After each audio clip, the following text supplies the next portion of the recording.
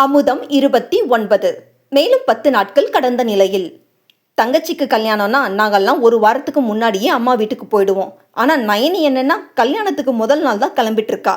நீயாவது சொல்லக்கூடாதா ஸ்ரீபா என்றபடி தட்டு வரிசை வைப்பதற்கு தேவையான பொருட்களை எடுத்து வைத்து கொண்டிருந்தார் நிர்மலா. மா, இதில் நான் சொல்ல என்ன இருக்கு? எங்கே எப்படி நடந்துக்கணும்னு நயனிக்கு தெரியும். அவளோட விருப்பப்படி செய்யட்டும் என்றான். நிதிஷாவின் திருமணம் அபய் ஸ்ரீவத்சன் வீட்டிலிருந்து 15 நிமிட தூரத்தில் இருக்கும் திருமண மண்டபத்தில் ஏற்பாடு செய்திருந்தனர். நேற்று ரிசப்ஷன் முடித்து நலங்கு வைத்த பின்னர் நயனி கணவனோடு வீடு திரும்பிவிட்டாள்.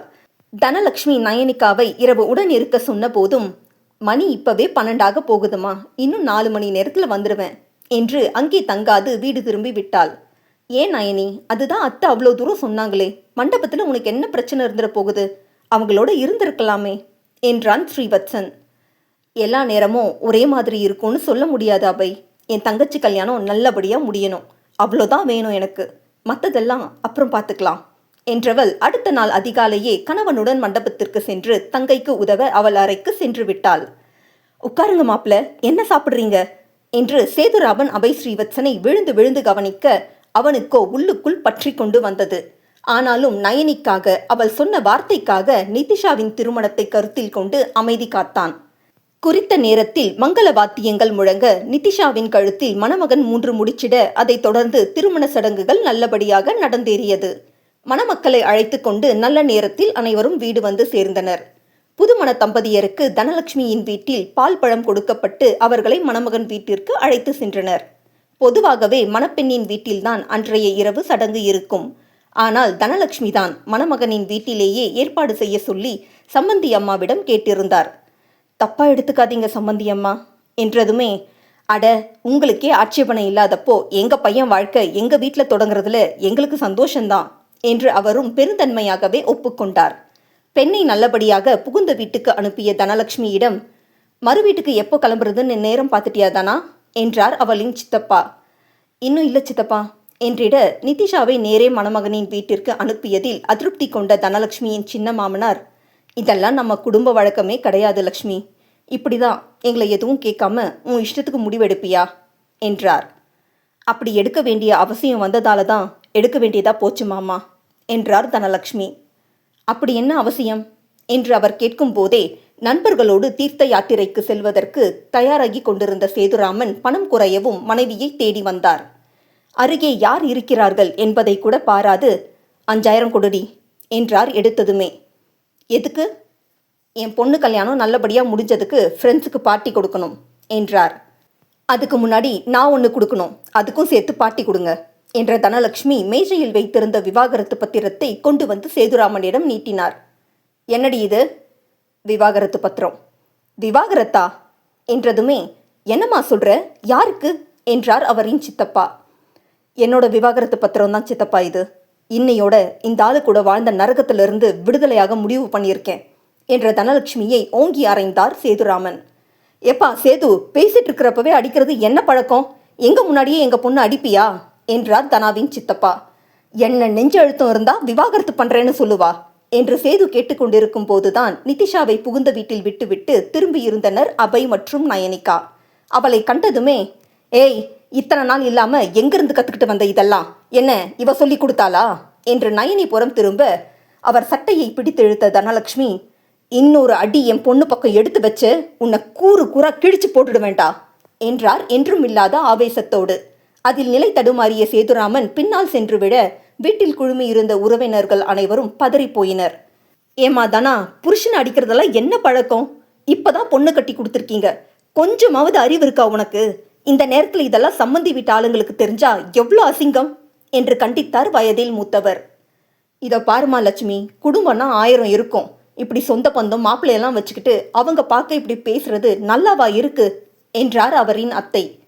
இப்போதான் அத்தை பேசணும், அதுவும் உங்க எல்லாரையும் வச்சுக்கிட்டு தான் எனக்கு பேசணும். இந்த ஆளு பண்ணின கொடுமையெல்லாம் இப்போவாவது என் மனசுல இருந்து இறக்கி வைக்கணும் என்றார் ஆதங்கத்தோடு. ஏமா, இந்த வயசுல இந்த பேச்செல்லாம் தேவையா?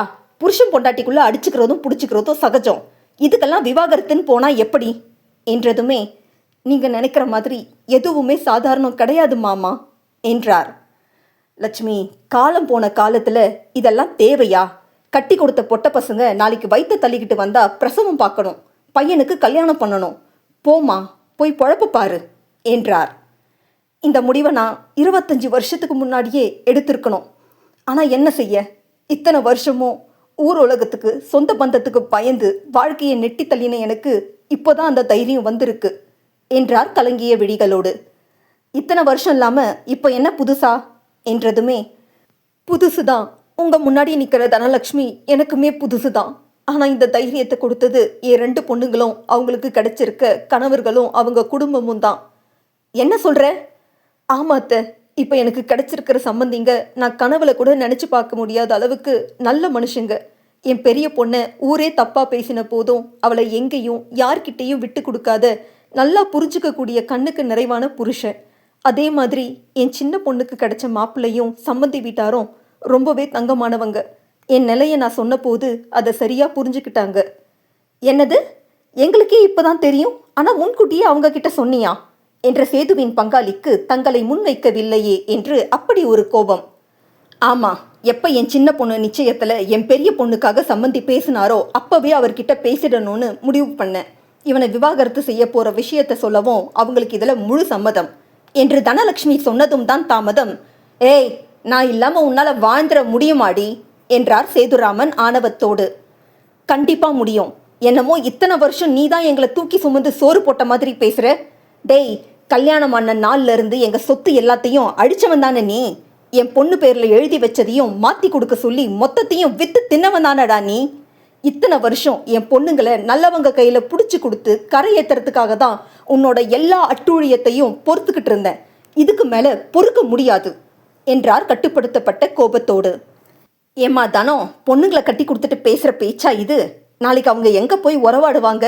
இன்னும் ஒரு பிள்ளைக்கு கல்யாணம் ஆகல, அதுக்குள்ளேயே பொம்பளைக்கு ஏன் தான் இப்படி புத்தி போகுதுன்னு தெரியல என்றார் சேதுராமனின் உறவினர் ஒருவர். Mind your tongue. அவங்க கடந்து வந்த வழிக்கு அவங்க தான் மருந்த முடிவு பண்ணணும்.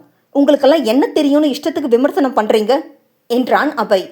அதே நேரம் அவன் அருகே அமர்ந்து நடப்பதை அமைதியாக பார்த்து கொண்டிருந்தாள் நயனிகா. இப்போது அவள் பேசினால் தேவையில்லாமல் பேச்சு வளரும் என்பதாலேயே இந்த அமைதி. அன்னைக்கு நான் விலைக்கு போயிருந்தா ஊர் என்ன பேசும், உறவு என்ன பேசும்னு பயந்து தான் தினம் அடி உத எல்லாத்தையும் பொறுத்துக்கிட்டேன். போதும் சித்தப்பா, என்னால் இந்த ஆளோட இன்னமும் சகிச்சிட்டு இருக்க முடியாது என்றதுமே, என்னம்மா பேசுகிற, இந்த வயசில் போயிட்டு விவாகரத்தெல்லாம் நம்ம குடும்பத்துக்கு ஒத்து வருமா என்றார். அதுக்காக காலம் முழுக்க இவங்கிட்ட இருந்து அடிபட்டு சாக சொல்றீங்களா என்றார் கோபத்தோடு. அப்படி நான் மட்டும் அடியும் மிதியும் படுறதா இருந்தாலும் இவனை கட்டிக்கிட்ட பாவத்துக்கு பொறுத்து போயிருப்பேன். ஆனால் இந்த கேடு கெட்ட அயோக்கியனால இத்தனை வருஷம் என் மகளை நான் பிரிஞ்சிருந்தேன். நான் பெத்த பொண்ணு, முதல்ல எனக்கு அம்மாங்கிற ஸ்தானத்தை கொடுத்தவ. அவ வீட்டுக்கே யாரோ மாதிரி வந்து போகிற அளவுக்கு தான் இத்தனை வருஷமும் சூழ்நிலை இருந்திருக்கு. உன் பொண்ணு வராமல் போனதுக்கு சேது என்னம்மா செய்ய முடியும் என்றதுமே, அவ வராமல் போனதுக்கே இந்த ஆளு தான் காரணம். இத்தனை வருஷமா இவன் திருந்துவான்னு நினைச்சேன், ஆனா இவன் மனுஷனே கிடையாது. என் பொண்ணை அவன் பொண்ணு மாதிரி பார்த்துப்பான்னு நினைச்சேன் சித்தப்பா. ஆனா இந்த அயோக்கியன் என் பொண்ணையே தப்பா பார்த்தவன், அவகிட்ட தப்பா நடக்க முயற்சி பண்ணவன். இனியும் அவனை எப்படி பொறுக்க சொல்றீங்க என்று கண்ணீரோடு சொல்ல, என்னம்மா இது இப்படி பேசுற என்றார் சேதுராமனின் பங்காளி. இதெல்லாம் என் பொண்ணுக்கு தெரிஞ்சா உன்னை தாண்டி காரி துப்புவா, நீ எல்லாம் ஒரு தாயா என்றார் சேது நக்கலாக.